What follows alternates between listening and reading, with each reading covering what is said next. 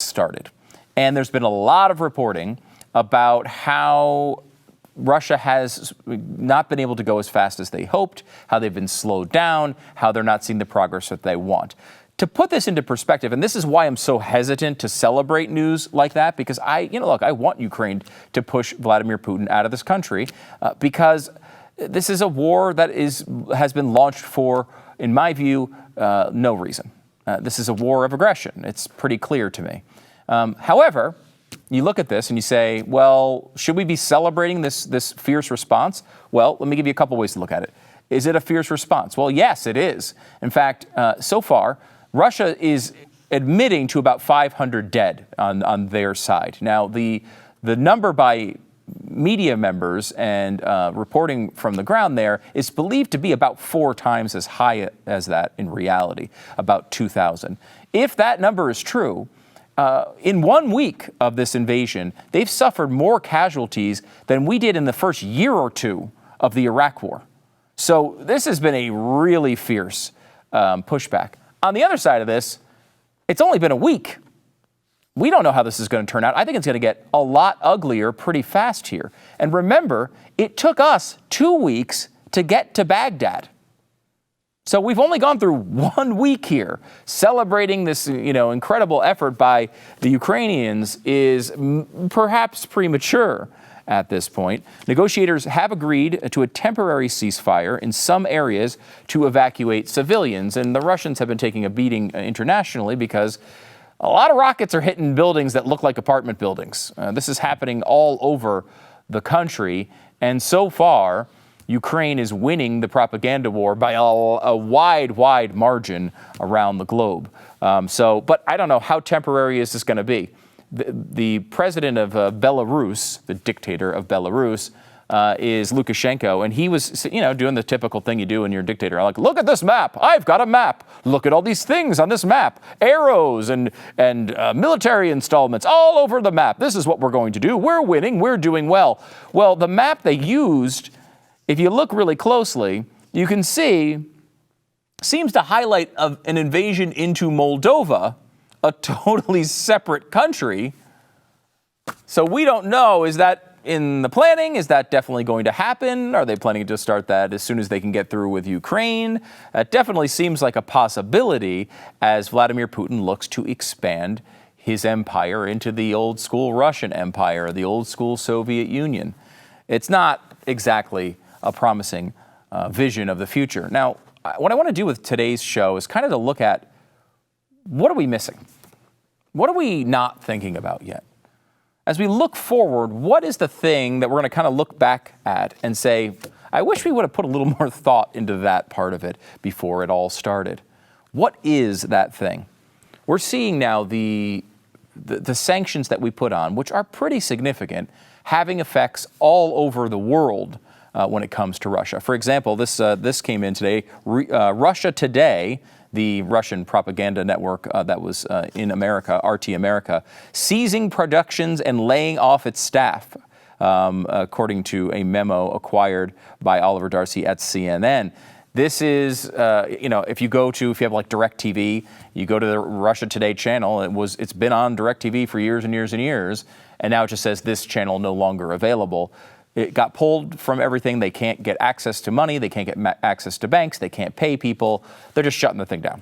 I mean, this is having effects, and it is hammering their economy. We kicked them off SWIFT, as was kind of the big headline move that everyone was talking about as the really stringent move, other than the cat thing. The cat thing is the number one move, but then we kicked them off SWIFT, which is an international banking messaging system, basically. Even bigger than that, and has had less attention, is we froze the assets of their central bank. Their central bank held hundreds of billions of dollars around the world in foreign banks, and we just sort of froze them. Everyone kind of came together and did that. It's a big bullet in a war. And it's something that Vladimir Putin's not going to look so kindly on, which I understand. We're seeing repercussions of this all throughout the economy. For example, a lot of these billionaires, these oligarchs that are being targeted by these sanctions, are now taking their money and putting it into cryptocurrency. We've seen a big bump in stuff like Bitcoin over the past week or so. And that, of course, is going to raise the ire of all sorts of people who have been looking to get their hands into Bitcoin for the whole time. Look, these sanctions wouldn't work because everyone was going to cryptocurrency. We must have our hands in regulating cryptocurrency. You know that is going to be the reaction of people like Elizabeth Warren, who've always looked for a justification to do this. They won't look at what it's done for the Ukrainian people, who are having their own economic problems as they're getting bombed all over the place. And over 1 million Ukrainians have fled the country, and they are able to not just try to stash all their cash into suitcases. They are able to put it into Bitcoin and go across borders and access their money. Millions and millions of people now have a way to avoid the worst economic consequences of a war of aggression against them.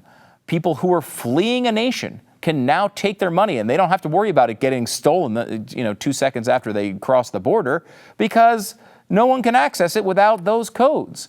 This has been a real positive for people fleeing a war-torn area, and it's never been available until very, very recently. But we do think, of course, a crypto crackdown will come soon. And these billionaires and these oligarchs, it's an interesting thing we're doing with them. We know that some of these people, some of the oligarchs over in Russia, are billionaires because they're very closely tied to Vladimir Putin. But that's not all of them. They're not all like that. And now we're seeing organizations like BP and Shell who are saying, look, we're divesting from Russia. We don't want anything to do with this. That's all well and good. However, who's going to buy those assets? Who's going to buy 20% of the state oil company in Russia? Well, that's going to be a bunch of oligarchs. The people you're trying to punish are going to buy these assets at pennies on the dollar, and who knows how much profit could be down the road for these people. On the other hand, some of these oligarchs have come out and said, hey, we don't like this war. We don't like this at all. We don't want this to happen. We want it to end right now. Do you punish them as well? Do you punish their families? Do you punish their aides? This is a very difficult thing to figure out. And how are they going to punish them? There are these yachts all around the world that are, billions, by billionaires, hundreds of millions of dollars for these yachts. And we're just freezing them. We're seizing them in some cases. How are we doing that? It's interesting. We've complained about this law before. It's being utilized in some ways here. For starters, why is this legal, was the question asked by NBC News. For starters, it's legal under the Civil Asset Forfeiture Reform Act, which has its roots in the 18th century when America would seize cargo from foreign ships that didn't pay a customs or import tax. It also grew as a drug law enforcement tool in the 80s, and it's a common tool against terrorists and fugitives, and also small business owners coming back from the bank and speeding. We've seen all sorts of abuses of that law, so we'll see how that goes going forward. Think about this. Switzerland has bailed on their policy of neutrality for this. We are turning up the heat and tightening the screws on Russia in a way that really you've never seen before, outside of, real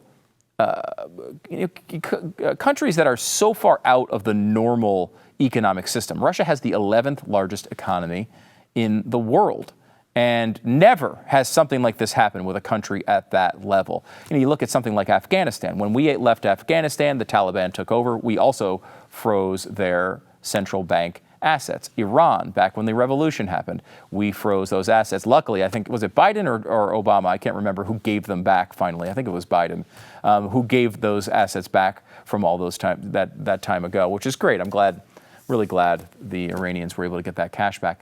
But we will occasionally do this to terrorist regimes and real outliers in the economic community. Usually, though, people that are already cut off from the global economy. Russia isn't. Russia is well integrated into the global economy. The issue here is, what are the consequences of all of this? We all want Russia to not go kill a bunch of civilians in Ukraine. I think at least most of us do. I think that's pretty clear. This may very well be appropriate in these situations.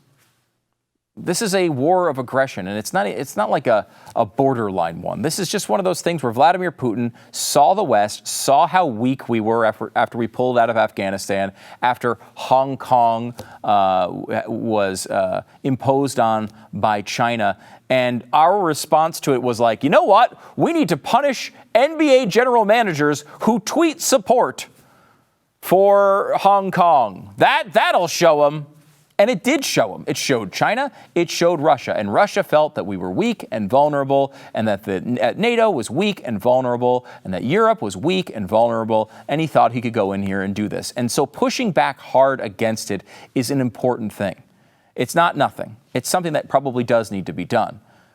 And there are regimes who cross this line, as we talked about with Iran, Afghanistan. I mean, it would have been great if we would have been able to do these things to the Nazi regime back in the day and weaken them economically. We weren't able to do as much of that, and they built up a giant war machine because of it. But if we punish this country so much that their people suffer, that their economy collapses for a very long time, that if all of this goes down and what we do is cause an entire nation of people aggressive to Western values till the end of time, we may have long-term consequences that far outweigh what's going on now. And we have to be incredibly careful about this. I mean, is there anything that you draw the line at when it comes to sanctions? We're already admitting publicly that we're sending weapons that are killing soldiers in Russia. We're sending them. We're telling people that. Now, can you imagine what would have happened when we went into Iraq if Russia was outwardly saying, by the way, we're sending a bunch of missiles to try to kill U.S. soldiers? We wouldn't have liked that much. Russia doesn't like this that much. We don't want to create a situation that echoes through our kids' and our grandkids' generations and gets much, much worse. Ukraine went to the nonprofit that manages the internet and asked them basically, hey, can you just turn the internet off for Russia? Can we kick them out of that too? We kicked them out of all the banking stuff. Can we kick them out of that too? Luckily, they said no. Tyler Carden tweets, this is the right decision, but I can't have the spine to stand by it as the mob turns up the heat. The promise of the early internet was decentralization, info, comms, etc. But stories like this one reveal just how centralized it has become. Command and control, bad news. It's a dangerous place we're being put into here. Look, all of this happens only because Vladimir Putin has launched a war against his neighbor and is killing untold numbers of civilians for no good reason. He deserves our scorn for that. Ukraine is far from perfect, but they're on the right side of this. Our allies in NATO are losing the buffer state between a murderous dictator and our own involvement in what would amount to World War III. I don't want that to happen. It's hard to argue that this isn't a good time to unleash sanctions, and maybe the toughest sanctions that we can come up with. But this is sort of like COVID. A lot of people give Trump a hard time for those first couple of weeks, but we didn't know much of anything about the virus at that point, and we didn't even have tests to know who had it and who didn't. But as we said from the very beginning, if we do this, right or wrong, we're going to have an endless battle to try to pull these emergency powers out of the hands of the government. And we've had to fight that fight for 2 years. And that battle is not even close to over yet. Now, we got a new one. The same thing applies to Russia and Ukraine. These extreme measures may very well be justified when a country starts murdering their neighbors for no reason. But what happens when the world decides our drone strike on a terrorist is justification for these sorts of extreme measures? What happens when they decide Israeli settlements are enough of a reason to shut off that country's entire financial future? What about when we don't sign on to a global warming treaty? Remember, that's our biggest existential threat, after all. What repercussions will the rest of the world feel from all of this? What does this mean to the average Russian, many of whom want nothing to do with this war? What happens long term when these same tools are turned against us? And most importantly, what does this mean for Russian cats? #feline freedom. If you enjoyed this video, hit like and subscribe to our channel so you'll be sure to see similar videos from Blaze TV with the added bonus of signaling YouTube that your voice and opinion still matters. And if you're looking for more great conservative content, check out one of the 2 videos suggested here.